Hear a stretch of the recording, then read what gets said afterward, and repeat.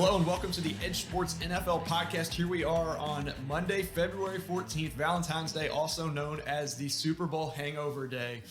Joining me as always is Scott Brown, our VP of Data Science here at EdjSports. I am your host, Ian O'Connor, Senior Data Analyst here at EdjSports. Scott, what did you think of the big game? Did it live up to your expectations? Yeah, it really delivered, Ian. It was a good game. Happy Valentine's Day, by the way. It was a really good game. Highly entertaining. I feel like it really delivered in sort of a postseason full of really good games, really memorable postseason where, you know, there was just loads of games that went down to the wire. And I think it really, you know, I think lived up to billing and, wound up being a good game to watch from a fan standpoint. So I think, it was a good Super Bowl. How was your Super Bowl experience, Ian? It was good. There in the second quarter, I thought it was going to get away from the Bengals when the Rams went up with 13-3. Same thing happened, though, against the Chiefs. They got down big, were able to come back, win that game, obviously. Took a lead here today. So all in all, it was a good game, exciting. That fourth quarter doesn't get much better than that. Not a lot of scoring compared to the other quarters, but there was definitely excitement. Yeah, the game script was probably telling you to, not so fast coming out at the beginning of that second half. You know, with those two back-to-back plays that really swung things in the Bengals' favor and really turned the game. But yeah, as I think our audience probably knows by now, the Rams were able to come back when it counted and clinch victory. So just a really highly entertaining game, and I think good exclamation point on the season. Yeah, very good. Like you said, a great postseason, aside from that first week where I think 4 of the 6 games were blowouts. Divisional round, championship, Sunday, and Super Bowl were all great. So we're going to get into breaking down the biggest storylines and plays from this game, as well as the top most impactful plays, best decisions, fourth down, worst fourth down decisions. Before we do, just to give our usual reminders, all of our shows, including this one, are available on the EdjSports Podcast Network, available on your podcast platform of choice, as well as our EdjSports YouTube channel. So don't forget to subscribe, like our videos on there, again, on EdjSports YouTube, as well as your podcast platform that you prefer. Give us a 5-star review to help us grow our audience and get these shows out to more and more people. On our site, as well as our YouTube channel, our coach ranking show that I did with Katie George, our Champion Gaming brand ambassador, where we recap the coaching awards from the regular season, look at our final coach rankings through week 18. Matt LaFleur repeated as our coach of the year for the regular season. I know some people could maybe point to the postseason performance and maybe even for the regular season, putting the special teams problems on him, but he did take home our coach of the year award. We give out some other awards as well. Best rookie head coach, comeback coach of the year, things like that. So check that out on our website and our EdjSports YouTube channel. So now we'll just dive right in. The big game, as we mentioned, did not disappoint. Exciting, a ton of good storylines, emotions throughout. Really, it started off, the Rams got a first down on the first or second play of the game, ended up stalling, getting to a fourth down, having to punt.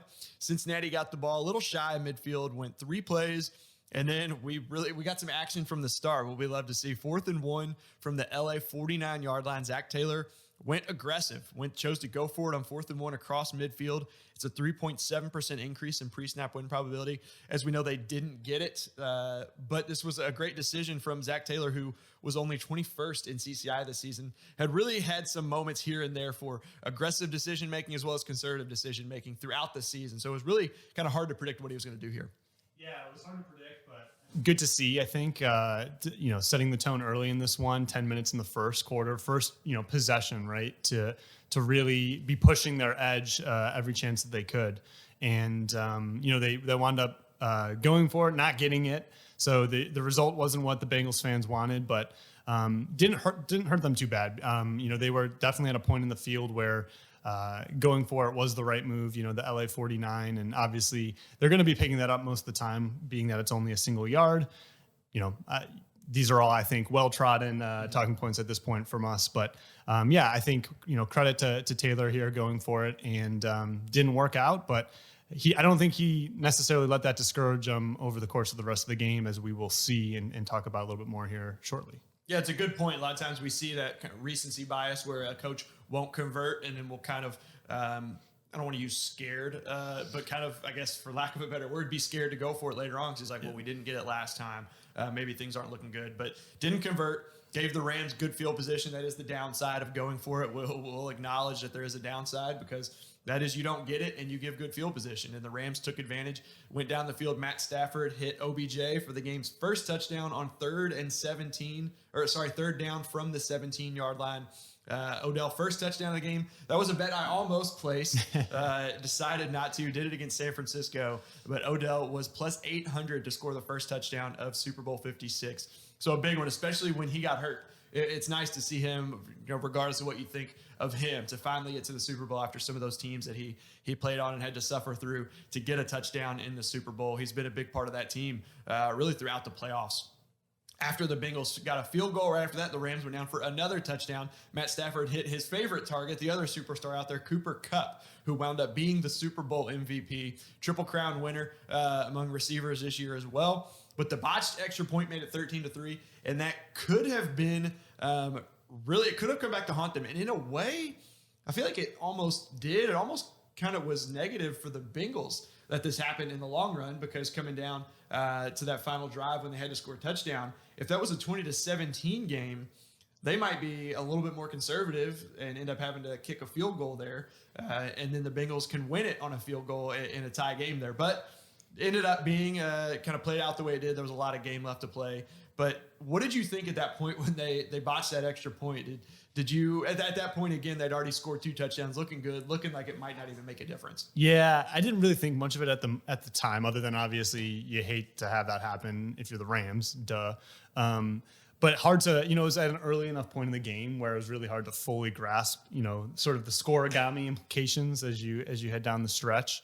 But you bring up some good points there that, could have mattered, right? It definitely could have mattered. And, especially in thinking of that Bengals final drive, right? If they're down 4, it's very, very different than when they're down 3. So, it was hard to glean exactly how important it was at the time, but I think it wound up being, important at the end of the day, even though obviously it didn't wind up swinging the outcome or anything like that. And then, so after that, it's 13-3. Bengals go down for a score of their own, coming on a trick play. Ends up being Joe Mixon hitting T. Higgins for a score, cutting the Rams lead to 3 points. Interestingly there, Higgins, anytime touchdown wasn't really long odds. There was plus 175. But a non-QB touchdown pass was plus 1,400. I think a lot of people were assuming that the total attempts by non-quarterbacks would be there with these two coaches. And that one, made it 13-10, won a lot of people money who bet the anytime passer prop was over 2.5. So ended up being a big one there. Cooper Kupp had one later in the game. I think the Johnny Hecker one on the 2-point conversion counts as technically a pass attempt by a non-quarterback. Really? In the play-by-play and the data, the way we get it and the way ESPN has it, it shows as a 2-point attempt. It doesn't show as a botched or an aborted PAT. So pretty interesting, but Mixon with his first career pass throws for a touchdown. He also had a touchdown pass in college. I forget who it was. I saw that was on the receiving end of that, but threw it for a touchdown. So I think he has 2 career touchdown passes, 2 touchdowns. So pretty awesome for Joe Mixon there. Yeah, Cooper Kupp also had a pass attempt in the game. Wound up missing Stafford, I think. Would have been a first down, too. Would have been a big first down, yeah. So kind of seems like, this is a totally unfounded, unsubstantiated hot take a little bit here, but it kind of seems like big games, like coaches are just like throwing the kitchen sink from the playbook, The Philly special we had it's like a few years ago. Yeah, I feel like I see the Philly special now, like, all the time, which is, hey, it can work. But that's just sort of one, tightly held belief I have that, like I said, I haven't substantiated, but it just sort of feels like, in big games, like everybody wants to prove how creative they are with the playbook. And so you're likely to see, guys who you don't expect throwing the ball, doing all sorts of weird handoffs and stuff like that. But plays you've saved for all season. Yep. Yeah. We're going to break it out and when it really can help us sort of mentality, I guess. But winds up being the first touchdown. So there was a moment in time here where, you could say Joe Mixon was outpassing Joe Burrow, at least in terms of touchdowns in this one. Yeah, I did have the first touchdown for the Bengals. So we expected a Joe to throw a touchdown, but didn't expect it to be Joe Mixon, perhaps. But that made it 13-10, cut that lead there. Stafford then tried to make another play at the end of the half. It was 3rd and long across midfield, I think, or around midfield. Threw it deep in the end zone towards Van Jefferson. who had a big night off the field, won the Super Bowl, and then had his wife had a baby. So pretty big night for Van Jefferson. Yeah. Almost had the game-winning touchdown when he was wide open there at the end of the game. Stafford just missed him. But this one he did not come down with, was picked off by Jesse Bates. Really, Aaron Schatz, when we did a stream with him just a minute ago, made a good point. I think a lot of people were kind of thinking the same thing. It was basically an arm punt. It was third and long. Yep. If they don't get it, no one was really open. And a penalty on the Bengals, Vernon Hargreaves coming off the field or off the sideline into the end zone to celebrate cost them 10 yards. So they start at their own 10. So that's one of those interceptions that doesn't really hurt you in that situation. So not too bad. But the Rams defense would hold the Bengals, kept the lead going into the second half. And Joe Burrow, we know Evan McPherson sat out and listened to the halftime show. We saw him on the sideline. There are lots of pictures. Pretty cool to see. But Joe Burrow must have been pretty inspired, too, by hearing that halftime performance because he came out slinging it on the first play there, hitting T. Higgins for a controversial long 75-yard touchdown, giving the Bengals the lead 17-13. It's the second most impactful play, 17% increase in win probability. Scott, I'm going to let you talk about the controversial aspect of this one that we discussed before hopping on here. Yeah, very, very controversial. I mean, it was a blown. So if you didn't see it, right, I assume a lot of our listeners have, just an absolutely blown no call on, there should have been pass interference on the play, offensive pass interference. Looks like Jalen Ramsey just kind of stumbled at first. In real time, it did. So let's give the refs, some credit, or the officials the benefit of the doubt here. I don't think, I'm definitely not a conspiracy theorist when it comes to this sort of stuff. I know there's a certain segment of the fan population that likes to indulge in these things. I think it was just hard to see, like you said, in real time. I didn't see it, and just sort of looked like Jalen Ramsey had a wipeout,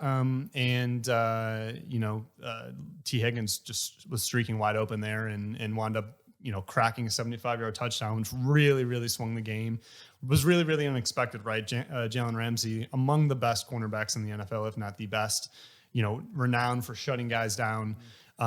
This wound up being the longest, I believe they said on broadcast, the longest pass play he's ever given up in his career. And, can't be a bigger moment than this one.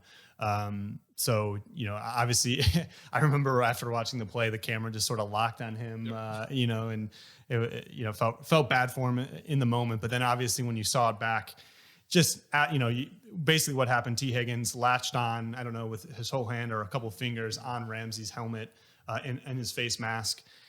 Hard to say how much force he applied, but obviously when you have two elite athletes running full speed, it probably doesn't take much to throw one of them off their balance and just have them hit the deck. And that's basically what happened. Ramsey just absolutely crashed, and Higgins was wide open in a huge moment to score a 75-yard touchdown and give the Bengals the lead 17-13 coming out to start the second half. Really big play. Yeah, and there's another play later on where Jalen Ramsey also falls down. We'll get to. Ended up not being really much of anything, but we'll come to that in a little bit. Could have been. Yes. For now, like you said, the Bengals take the lead, and then they stepped up again the very next play. The ensuing Rams drive, they start at their own 17. They get an interception off of Matt Stafford, goes right through, I forget it, the Skorowski. I don't even know how to say his name. I know For the Rams, went off his hands into the hands of, I believe it was Chidobe Awuzie. Surprised that I can say that one, but I can't say Skowronek. It's Skowronek, that's it. But gets the interception, gets the ball back. It's a 12.7% decrease in win probability for the Rams. Obviously, that increased for the Bengals, and that was huge for them, to get the ball again after taking the lead. Odell Beckham's out, so it's still really haven't seen what the Rams can do on offense at this point with the interception. But they're able to hold on, but not after Zach Taylor goes for it again on fourth down. He didn't convert the first time. We said it didn't really shake his confidence at all. It didn't seem like he went for it again on a 4th and 1 at the 22.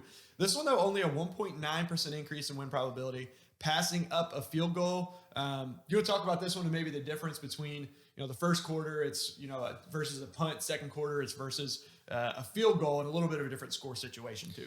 Yeah, and I think really the the area of the field is the big difference here. So whereas that first 4th down go was midfield area, there's a lot to gain there, right? By picking up the first down, whether it gives you a significantly easier field goal or sets up prolongs the drive so you can get an easier field goal or still be able to, have a good shot at a touchdown.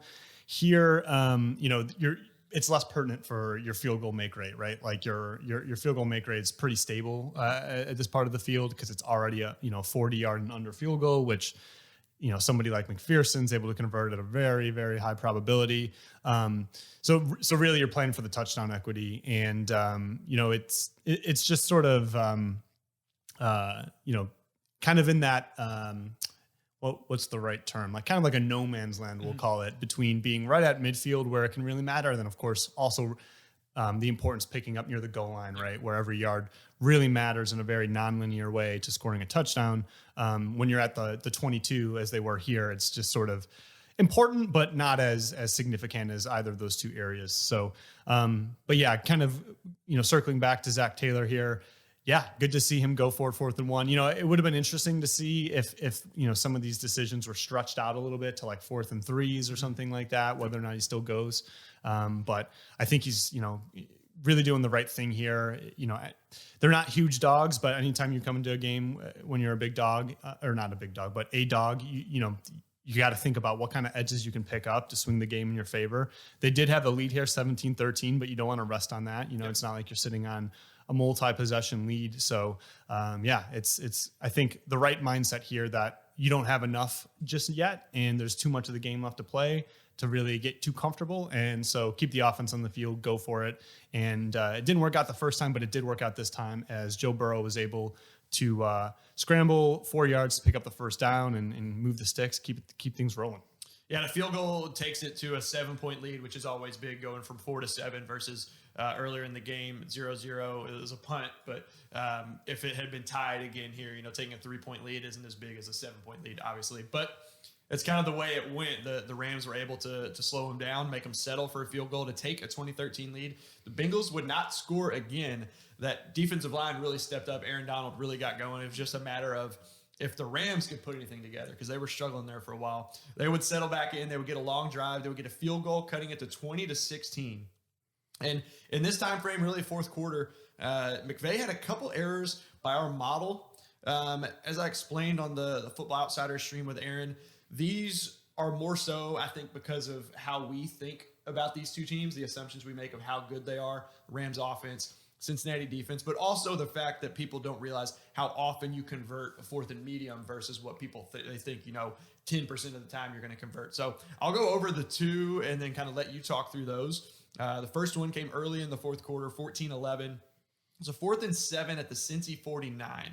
This one is probably going to be one that people are going to have a tougher time swallowing, but 4th and 7, choosing to punt just across midfield. It's a 2.9% error. Not a huge difference. They were down around, I think, 35% to win at this point.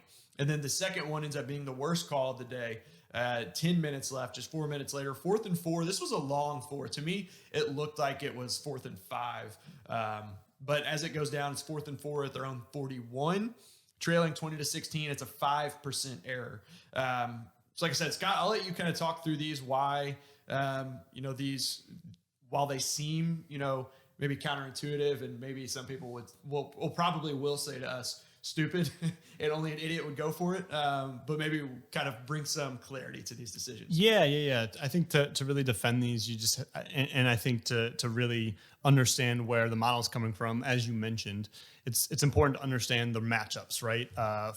Both of these offenses are strong. The Rams defense is obviously also very strong, but the Bengals defense is not. Middle of the pack in DVOA, I think. That's exactly right. And so, that Rams offense is quite strong. So, we think highly of their chances to be able to convert these sort of 4th and mediums, even though it's non-conventional to go for it. It's certainly not, I think, part of the current head coaching meta in the NFL yet to go for it on these 4th and mediums, but I expect that may change in the future. Especially around midfield there on that first one, or across midfield. Exactly. Especially, as you say, in around midfield. And then also when you're losing, right? When you're losing 20-16 like this and you make it into the fourth quarter, the first one you mentioned was right at the start of the fourth quarter. The other one was about 10 minutes to go. You're running out of time, right? Like, if the Bengals weren't able to really do anything late in that fourth quarter, but they're at a point where if they basically can take care of business every time they get the ball, you're locked out of coming back. So you don't want to, obviously the Rams defense really came through, and big credit to them. I think in a lot of ways they really won the game or swung the game in the Rams' favor in the fourth quarter. I mean, that pass rush, Aaron Donald and that pass rush was just outstanding. They put up, I think, 1 sack in the first half, but finished with 7. So that tells you something about how relentless they were and really shutting down the Bengals. And that Cincinnati offensive line showing who they really are. Struggled. They've overachieved the last couple weeks since that Tennessee game. Yeah, struggled. Looked like they sort of were able to get by, but then, I think the levees broke in the second half. But absent that, this game might have turned out very differently. And so you kind of can't take that for granted. I mean, we know the result obviously now, but there are certainly plenty of ways in which this game could have played out differently. And in those circumstances, it would really be nice to have some of these fourth down calls back, where if you're able to swing either one of these in your favor, that could be the difference. If you're able to parlay that into a touchdown drive, take the lead, that. These are the sorts of things that we're talking about, where when we look at them over a broad enough set of simulations, that they wind up being the more advantageous thing to do to go for it here. So I think those are really kind of the main points that as we get into the fourth quarter here, it really starts to sort of increase your margin for error in going forward. And so things like 4th and 4s or 4th and 7 at midfield. Our model really thinks that they're the right decision to go there. Even though I understand that that's not going to be what a lot of people agree with, and it's certainly not what is tradition or what you commonly see across the NFL yet. But we'll see how these things evolve in the future. I mean, I think things definitely evolved this season, as we saw. And I expect that things like these decisions may be sort of like the next frontier for coaches in the NFL. Yeah, and on these, especially if you don't get those, man, you're getting hammered. That it comes to the next one. It's the next one. I think everyone understood the decision to go for it. McVay made the right call this time. It was at 4th and 1 at their own 30-yard line, 4:54 left, just under 5 minutes. This is one of those kind of gray areas, like sitting there watching, like, are they actually going to go for it, or is he going to punt? Like, is he going to trust his defense? The defense came up big on after those last couple punts, but man, it was tough. And the broadcast kind of between plays, they cut away a lot. You can't really see what's going on in the field. I think this was the one. It was either this one or the Bengals one early in the first quarter, but you could hear the crowd kind of get a little louder because they were going to go for it. And they cut back, and they do, and gives it to Cooper Kupp, who comes up huge, almost stopped, cuts up the middle going around the right side, or cuts upfield going around the right end to get 7 yards on a 4th and 1. So it was a 5.8% increase in win probability. When looking at the required conversion rate, we do kind of a risk reward analysis, was only 45% on this. I would think the Rams are going to convert that quite a bit more often than less than 1 out of 2. Yeah, totally agree. I mean, I think, if there really shouldn't have been any doubt in this one, right? Yeah. I mean, like, now we're getting to 5 minutes left and 4th and 1. Yeah, that your margin is just too great. Your margin for error here is too great. You're still trailing by a full possession, so gotta go, and they're able to get it. But I mean, once again, not to be the what if guy, but certainly a lot of things went in the favor of the Rams to be back, even in this position without having seen the Bengals score any more points on them, and even still, like they almost. There's a world where McVay punts here or does something, does something other than go for it, or even still goes for it. And, like you mentioned, Cooper Kupp just sort of somebody, maybe run blitzes or sort of shoots a gap and takes him down. Yeah, just one really good defensive play, right? Can swing it. So, it just sort of, it's always good to have that sort of perspective, not to, obviously the game played out one particular way yesterday. We know what happens in every play, but it's a game of inches, and a lot of times, 1 or 2 little minor decisions here or there inside the lines can really change things. And, the Rams are Super Bowl champs, but, it took a lot to get them there. And just a couple of different things here and there, a couple of different details go the other way. And, really, really could have been a different outcome. Yeah, if you don't get it here, I mean, he's getting hammered, even though it's the right call. And I think ahead of time people agree with that. You don't get it, he gets the Brandon Staley treatment, and people just hammer him nonstop. But if you punt here, there's a chance the Bengals, the Rams defense was playing very well, but all it takes is one drive, a couple plays, a couple penalties, a couple breaks here and there, like you said, for Cincinnati to run out the clock or run the clock down very far and kick a field goal to where the Rams have to get a touchdown, an extra point just to tie it, or to go down and get a touchdown to make it a 2-score game. Like, you don't get it here. They're in good position for a field goal already to make it a 7-point game. Or if they get a touchdown, it's a 2-score game, but you're going to have a lot more time than if they have to drive the length of the field to get that. So great call by Sean McVay. We saw him in the last Super Bowl with Bill Belichick be very conservative. Both coaches were. And this time looked like he kind of learned from his mistakes last time in a game that was really there for the taking most of the time, just 4 years ago. And this one, huge. So they convert that. There's a number of penalties when they get down inside the 10, 15-yard line that kind of people are wanting to say the NFL or the refs wanted the Rams to win. I think compared to the T. Higgins one, like we said beforehand, the fact that these penalties, they let them play a lot of the game, and then these penalties come up when they did, less than 2 minutes left, down near the goal line. But I think the first holding on Cooper Kupp they called, I thought was very questionable and maybe shouldn't have been called, the one over the middle of the field. But the second one that was pass interference holding, whatever they called, right in the front of the end zone, was clear as day that should have been it. There was a false start that was missed on, looked like the entire Rams offensive line. But still, the T. Higgins one, I think, like Aaron Schatz made the point, that was the biggest call. Yeah. That's 75 yards, a touchdown, the lead. That's a huge swing there. Yeah. But coming down to it, the Rams take a lead, hits Cooper Kupp, of all people, for the second touchdown, takes the lead 23-20. There were a few people that kind of had a thought of going for 2 here. I disagreed with that. Our model disagreed as well, had it as about 6% in favor of the point after attempt. Seems pretty clear. Do you want to kind of talk through the different options there? What happens if you do go for it, you don't get it, or if you do get it? It kind of changes the behavior of the other team depending on what happens. Yeah. Well, I mean, the big thing is, like, whether or not, if you go for 2 here and you get it, it's not as beneficial as you'd maybe hope, because your opponent has that information going in. Like, right, like, it's not like they're playing under a false impression on that final drive that they can kick a field goal, right? I think, to me, it seems pretty straightforward here that the extra point is best. You really don't want to give them the opportunity to beat you with, like, a game-winning field goal, which we've seen happen, especially Evan McPherson. Yeah, so many times, in big games in the NFL where, especially with how good the offenses are these days, it's just really not that difficult for them to get in field goal range. Yep. So you want to make it harder on them. I think as well, this is maybe a little bit finer point, harder for the model to pick up, but there's probably something to the psychology too of being down 3, where teams are kind of more comfortable to sort of settle for a field goal. You don't want to give up a chance at a field goal going for a touchdown to lose the game when you can tie it. Exactly. So I think you and I are of the same mind here that, really not much of a question to just take the extra point here and move along. Take your chances in overtime as well, because you are going to be a favorite, right? If you make it to overtime. So, maybe if the roles were reversed, I think the decision becomes closer, but I would expect it probably still is in the favor of kicking the extra point. Yep. And even if you do go for 2, you get it. You're up 4, great. A touchdown, it takes a touchdown to beat you. Field goal can't tie.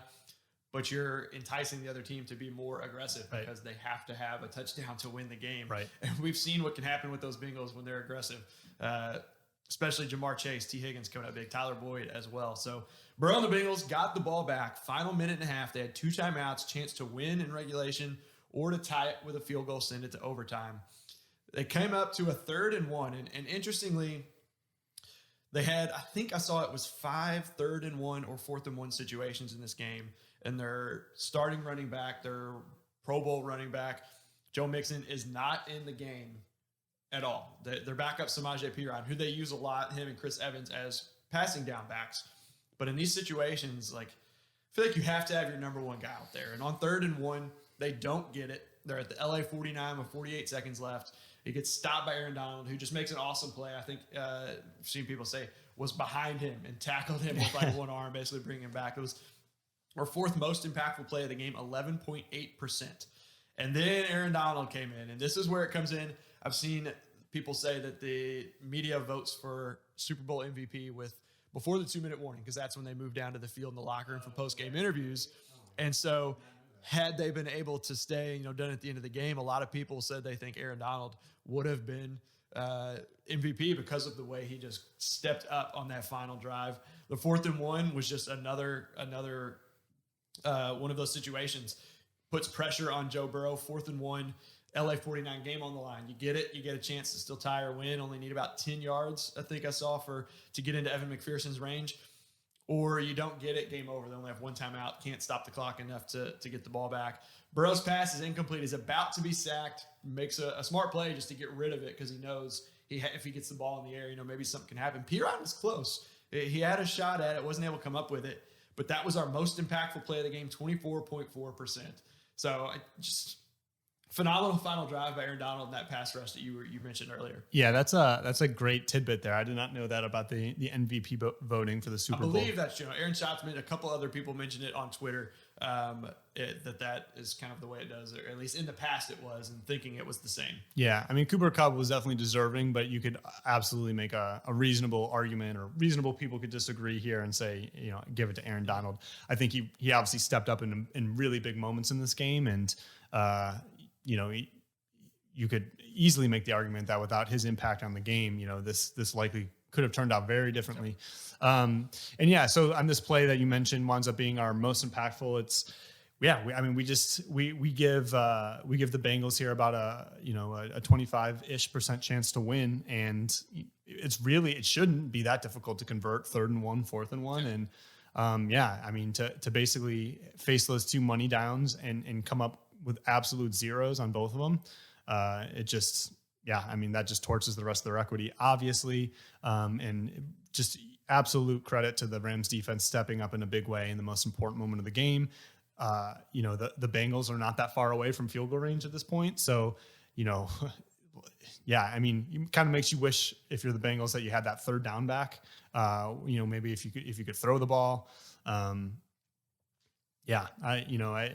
It's hard to say, right? I think obviously they thought they were running, a play that they thought was going to pick them up a first down in all likelihood. They just Aaron Donald didn't let that happen. Yeah, didn't let that happen. He came up big, and so this was pretty much it. This was the biggest play of the game, and winds up sealing it for the Rams. And this was the play I mentioned earlier where Jalen Ramsey had fallen down. Jamar Chase was going down the right sideline. Yeah, you brought that to my attention. If Joe Burrow had one more second, would have seen. Obviously, he didn't have time because of that rush. But man, what could have been with Jamar Chase, who ended up being wide open, would have had a walk-in touchdown, even if it was underthrown or a little bit off. There would have been no one near him for him to catch that and take that in for the go-ahead touchdown. But that pass rush of LA got to him and made it impossible for him to even perhaps see him or even get a shot to throw that downfield. So the Rams win it at home after 54 years of no team playing at home in the Super Bowl. We have 2 teams 2 years in a row winning it at home in the Super Bowl. So while our EdjSports model didn't have the correct exact predicted score, which is very hard to do, we did have the Rams -3. We liked the Bengals spread pick best out of the total, money line, and spread, and ended up hitting at 3 points. Bengals magical season, comes to an end. They look good, like they can get back, but it just, Pat McAfee made a good point. His rookie year in Indy, they made the Super Bowl. He never got back. You look at my Packers with Aaron Rodgers winning the Super Bowl in 2011, have never been back. He's only been to one. It is so hard to make the Super Bowl that, you see a team like this that's young, that's got it all together, thinking maybe make a couple improvements here and there. But looking at a team like Cincinnati this year, last year they finished last in their division. This year they faced all last place teams of other divisions. When they're matched up with them next year, they're going to be facing the best from this year of these other divisions. Like, those other teams might not still be as good, but it's going to be tough. We would think with Burrow, as good as he is, that he's going to get back, but it's no guarantee for any quarterback to get to another Super Bowl. Yeah. Oh yeah, absolutely. I mean, it's the nature of football is that these games are close, even when you have strong team versus weak team, they're a lot closer than, say, other sports. And especially in the way that playoffs are set up, where you gotta come out and perform this game, right here, right now. There's no series, right? There's no, we'll get them in game 7 sort of thing, right? After you've had the benefit of a whole series to prove your advantage over another team. So yeah, that's a great point. I think the Bengals are definitely on the ascendancy, so we'll see if they can parlay that into a strong performance next season. Obviously there's a long off season ahead, and there guys like Jamar Chase were not even on our mind last year at this point. So and he obviously had a huge rookie campaign. Burrow came back, was the comeback player of the year, and there was a lot of uncertainty around him, I'm sure, coming into the season and how he would respond from that major ACL surgery. So it's just things are always fleeting in the NFL. Which really reminds you once again another offseason storyline with Tom Brady, like just how amazing it is to be able to experience that level of continued success year in, year out. I think the Bengals really have as good a shot as anyone, but as you say, like it's hard to get to the Super Bowl, and you can't take those opportunities for granted, as I'm sure they don't.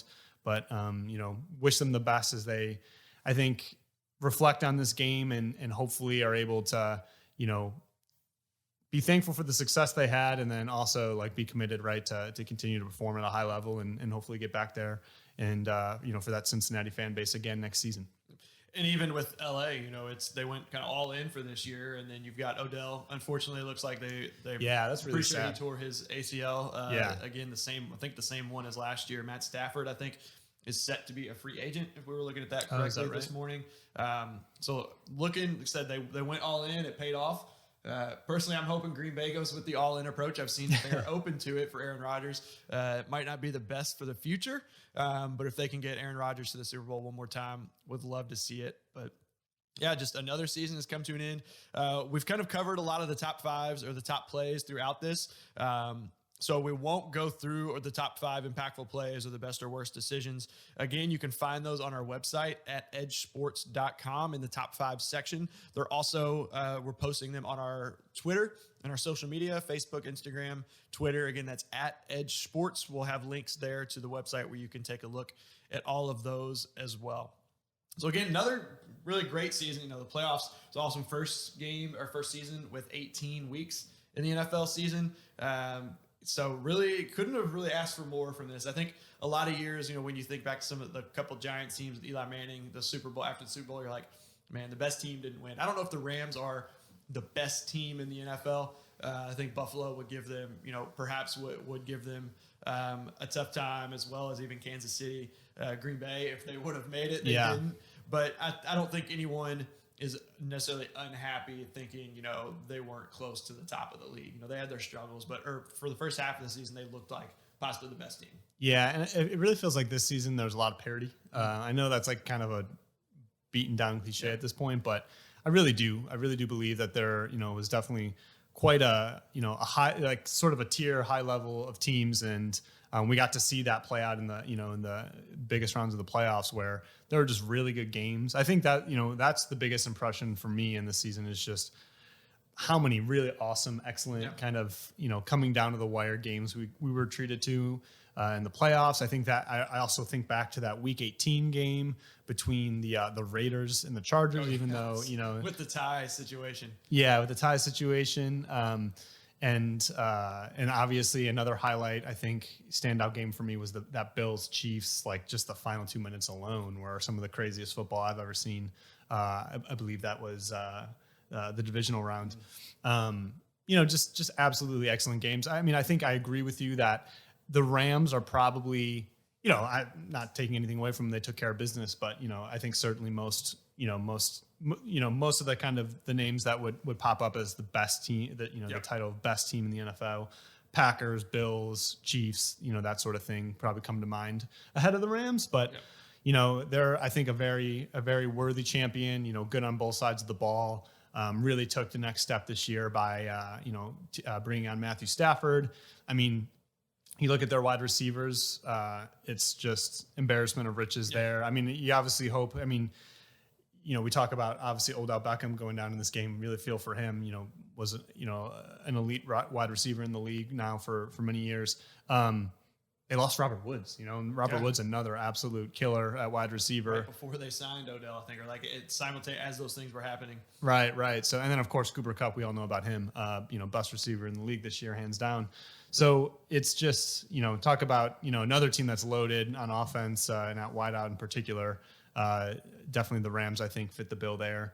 So yeah, it's just I think congratulations to them. It's like you said, I think another cool storyline is them being able to bring the championship home, in front of their home fans, and yeah, I think really just a great season all the way around. It was, I think, a lot of fun following it, recapping some of the games. I really enjoyed it, so I look back fondly on the season. Yeah, but unfortunately for Bengals fans, so they're now 0-3 in Super Bowls. Second worst, or I guess third worst, only to the Vikings and Bills, who are both 0-4 in Super Bowl. So hopefully they can get back. But now we're into the offseason. We're about a month away from free agency. What are you most looking forward to? What do you think the biggest storylines, either for the league or for you, coming up into the offseason now that we're, I guess, technically into the NFL offseason? Yeah, well, I think something that definitely piqued my interest this past week was the Kyler Murray situation. To perhaps have yet another like high level quarterback situation kind of be called into question, and what's the nature of the issue there, the disagreement, or the I think we'll probably find out more over the coming weeks, but you would think that they would be able to salvage that. You'd hope that they would, especially if I think you're a Cardinals fan. But yeah, who knows? I mean, I think a lot of times as these things play out, they start with something like what we saw this past week, and then they kind of snowball into bigger, badder things. As was kind of the case for Aaron Rodgers in last year's offseason. Speaking of which, obviously seeing how that plays out or gets resolved will be another interesting one. I think as well, a guy that I think very highly of as far as his play goes, but was, MIA this year was Deshawn Watson. I mean, a whole bunch of uncertainty around that. Right. Don't have a comment on as far as guilty, innocent, or anything like that. I will, let that play out in the courts as it will. But, he's just an absolute, his talent is unquestionable, right? And, he's one of the best young quarterbacks up there with, Mahomes. Mahomes, yeah.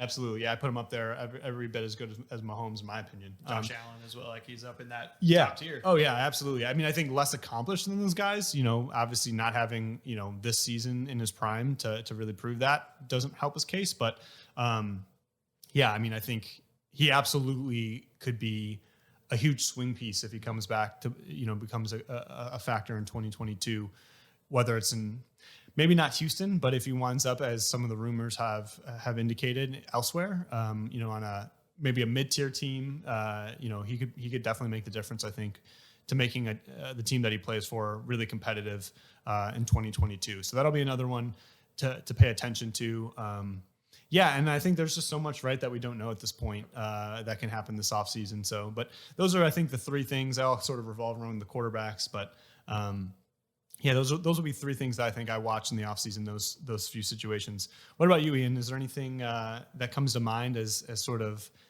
offseason hot button issues for you in the NFL? Yeah, I'm with you on, obviously, as a Packers fan. Aaron Rodgers, a little bit different than last year because it seems like there's more, everything kind of cropped up in the draft, went through in the season. I think there's more of a realistic scenario that he's either somewhere else or retired, but at the same time, I tend to think that he'll end up back in Green Bay. I just really don't think there's a better situation anywhere else if they're willing to kind of restructure some things, push some things forward to go at a run. I firmly believe watching that Super Bowl, I was sitting there like, man, Green Bay should be playing. And they beat both of those teams in the regular season. Yeah. But that's, the biggest storyline. It involves a lot more teams this year than last year, I think, too. There was always the possibility they would trade him. I didn't think it was ever realistic that they would trade him. This year, I mean, I think it could be more. It seems from what I've heard, people reporting that, Schefter and Rappaport and those guys, that they're in a really good situation. Rodgers even had a quote kind of like, I think it was Rodgers saying, when you go through adversity that, these problems come up, it allows you to kind of fix things and build a stronger relationship back together. So that obviously has just a huge impact on the entire league. But also just seeing what teams like the Bengals, if they can kind of shore up. The offensive line is a big piece. There was, the controversy, and I don't know if it's a controversy, but of them not taking Penei Sewell in the draft, taking Jamar Chase, helped them tremendously, but ended up needing some help on the offensive line. What's going to happen, with some of these teams that like the Vikings have the potential to be Super Bowl contenders if they're going to basically the new coaches, I think with them, Chicago, Denver, all these different places with new coaches, what happens there. But I think for me, it's still the biggest thing is Green Bay. Also Cleveland, like to see them do well, see what happens there with Baker healthy, OBJ gone now, if they kind of go for a big name at receiver, because they, have the team and the talent, I think, really to compete. So it'll just kind of, like you say, just so much uncertainty. We're a day removed from the Super Bowl. It's kind of hard to know. There's really not a whole lot out there. Free agency, again, coming up in about a month. We'll start to hear some rumors as we get closer and closer, and then see what the big signings are, any big trades. But just ready for another season. Big season already, huh? Next year, yeah. I'm hoping. Not sure what's going to happen with baseball. So yeah, true. I'm sure they'll have a season. It'll be delayed. We got college basketball here in Kentucky. Wildcats are looking pretty good right now, but always ready for another football season. So can't wait to see what happens here in the off season. Yeah, it should be interesting. I mean, the draft's always an interesting spectacle, and draft's always fun. Yeah. So we'll definitely. I think I'm ready for a little bit of a break, but by the time I'm sure a month or two from now, I'll be ready to go. I'll be right with you. Absolutely. Well, thank you all for listening here with us today and throughout the season. It's been 22. I think there was 1 week we didn't have it, 1 or 2, so close to 20 weeks. I think that we've been here and you all have been listening in. Just want to remind you, we do have a new site experience coming soon, a new content from EdjSports. Again, that's EdjSports, EdjSports.com.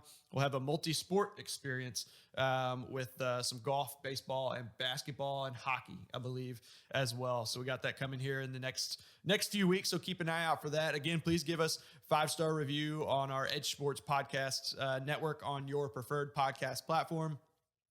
Also, our EdjSports YouTube channel. Don't forget to subscribe there. And then check out our coach rankings. Again, those final rankings in our award show that we did. Had a lot of fun filming that one. That can be found on our EdjSports YouTube as well as EdjSports.com.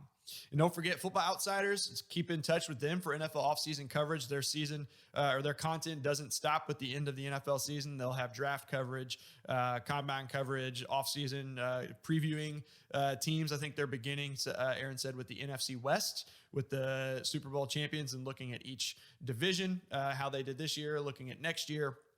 And then expanded draft coverage as well, presented by Underdog Fantasy. So again, Scott, thank you for joining me. All of you listening in, thanks for joining us every week, and enjoy the offseason. Thanks, Ian.